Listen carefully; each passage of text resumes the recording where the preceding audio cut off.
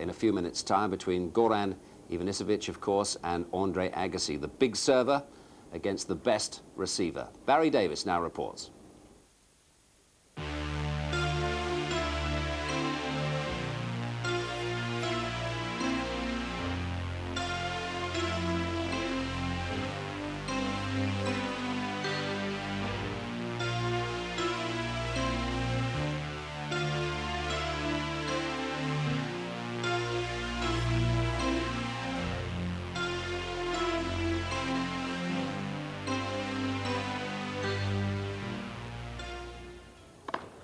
Game, second match, Ivanisevic. 2 sets to 1. 6-7, 7-6, 6-4, 6-2.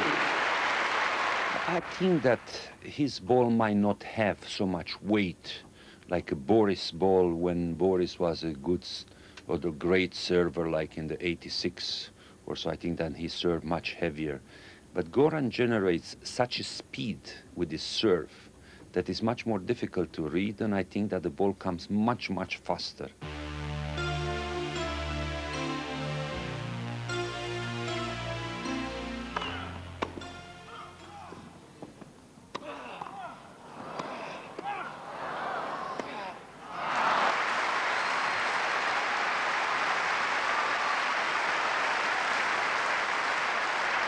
And I think that Agassi should be hired by NASA or another space agency because he changed the laws of ballistics. I mean, a guy to hit a low ball and a short ball with that speed and spin, and that ball still to land in the court, I never saw in 35 years of tennis. In words of self-belief, Goran Ivanisevic, the ace-man, has promised before and failed.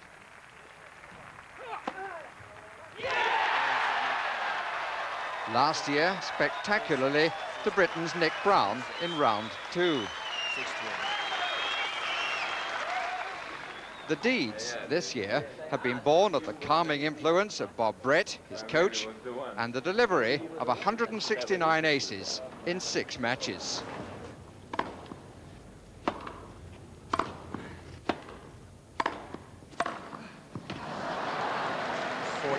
The aces continue to flow like champagne at a wedding. What's the secret of your service? It seems such a straightforward action and you thunder it down and people can't get to it. I don't know, I just come there, throw the ball and hit the ace. I mean, it's nothing. As a coach, could you teach the Ivanisevic serve? Or is it because he just seems to come there, address the ball, hit it? No, you don't teach that. I think what some coaches may do, maybe be able to gear the toss a little bit or the racket speed and make a determination where is the best position to toss the ball. But I think that lefties certainly have an advantage over righties. They seem to be a little looser. They seem to be able to get a little bit more acceleration and, of course, have the advantage on the ad side. But power in this final comes in 2 guises. The harder he hits, the harder he hits. I don't think he's played somebody with my returns, the way I've been returning these past couple of weeks. I don't think he's run into that yet, so I think I can pose a problem for him, and you know, it's just so exciting being in the finals of Wimbledon that you just go out there and do everything you know how to do to win the match.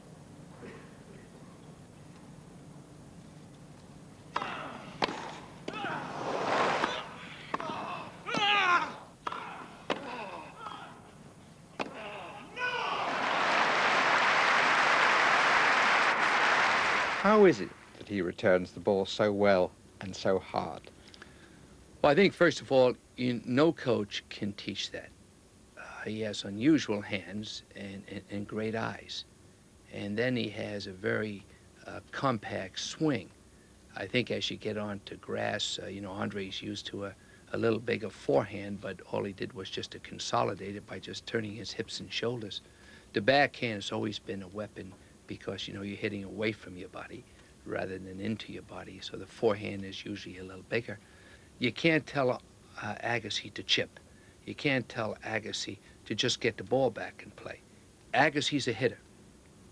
And when you see him hitting, then you know he has a chance to win the match. Just getting the ball back is not enough. And what happens is Agassi not only gets it back, but it dips very quickly. And a lot of people say, "Oh, how can you miss a volley like that?" But it's a very heavy ball, and it penetrates. And then the second ball, after you make the volley, you're really in trouble because he's able to angle it, drive it, or hit it over your head from both sides. So I think that's his great forte. Everything evolves around his groundies. It's just a year since, following a self-imposed exile, White Lightning was revealed on the centre court. Many have been struck. Certainly one of the hardest hitters that's ever hit the ball. No question about it. I mean, I've said before that Jimmy was the greatest returner I've ever seen. Well, he seems to have taken that to another level now. His Wimbledon debut was inauspicious in the extreme. A straight sets defeat by Henri Leconte in 1987. But the journey from obscurity to centre court adulation and today's final has taken just 12 matches on grass. It will, of course, be said that this is your 4th Grand Slam final, and you didn't make it on the previous 3. Yeah. How do you view that? Disappointing, obviously. It's been very disappointing for me. To get so close and not do it has been tough, but you know, Wimbledon is not my 4th Grand Slam final. Wimbledon is Wimbledon, and it starts and ends there. And if things didn't go well, I don't think I'd be quick to say, oh, four in a row. And if you did, big deal, because to me this is more of an indication of things to come. So I'm excited. I have a lot to look forward to. Agassi, babyface, stubble, ponytail, teenage delight has the trumps. Ivanisevic, with a sometimes surprising humour, the aces. He's a quick player. He's very much like Chichi Rodriguez is in golf. You know, goes up, eyes the ball, and power hits it.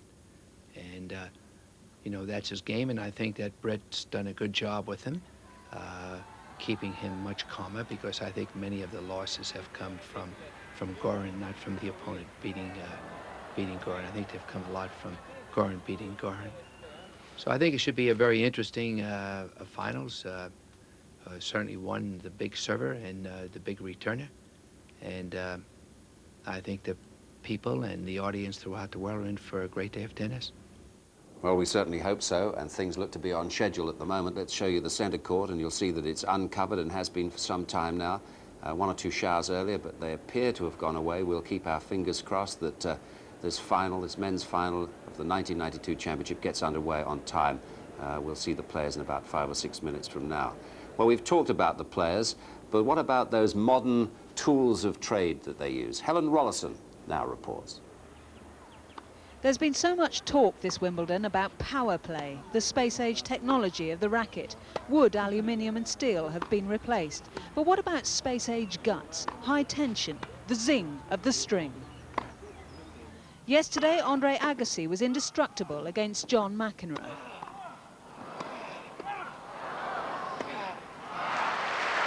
What a saucy shot this is.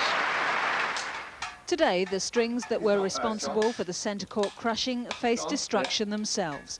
24 hours old, job done, and their history. 20 years of expertise goes into stringing Agassi's rackets for this afternoon's final. We run to a system. We have a team of up to 12 stringers on here, but we make a point, if Agassi brings his racket in very early in the tournament, one particular stringer will string his racket.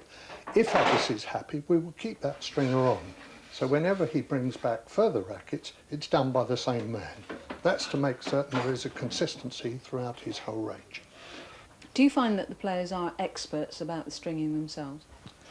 Yes, in their own field, they know exactly what they want. They may not be able to come to us and say they want specifically A tension and know whether it's A tension, but they will come and use that as a guide stick with 2 or 3 rackets, one being a pound or so higher, one being a pound or so lower, and then they will, from then on, they will judge on that particular tension. And of course it will vary according to weather conditions. If it's wet, they may well have their tension a little bit higher to allow for the give in the strings. If it's dry and hot, they may have their tension a shade lower. Well, now today we've got a big server and a big receiver. How much difference does their styles make to how the strings are strung? They will know themselves. To be honest, a big server, really and truly, he's going to look for accuracy of serve. and you would say the higher tension gives them more accuracy. Whereas if the tension is low, you get the trampoline effect, i.e. the ball hits the racket, and time-lapse photography has shown that the ball actually goes the depth of the ball the other side of the frame. That's the ball's compressing, the strings are stretching, and the frame is going back. Well, all of those three things come together on the return to give the plane more power. So you would say high tension for control, low tension for more power. This Wimbledon, 1,300 rackets will have been restrung, like musical instruments tuned to perfection. Agassi hopes his will produce a virtuoso performance. Morning. Good morning, Miss Politeri. Think I can have those good luck rackets again? Certainly. That's my man stringing them, isn't it? And I'll pay you now, and then I can get those rackets in a little while. Fine, certainly. Well, let's hope they can meet the battle today, huh? Yeah, let's hope so. It's going to be a battle. Yes. Well, battle is about to commence. We'll shortly see the players coming onto centre court, a number 8 seed and a number 12 seed. Neither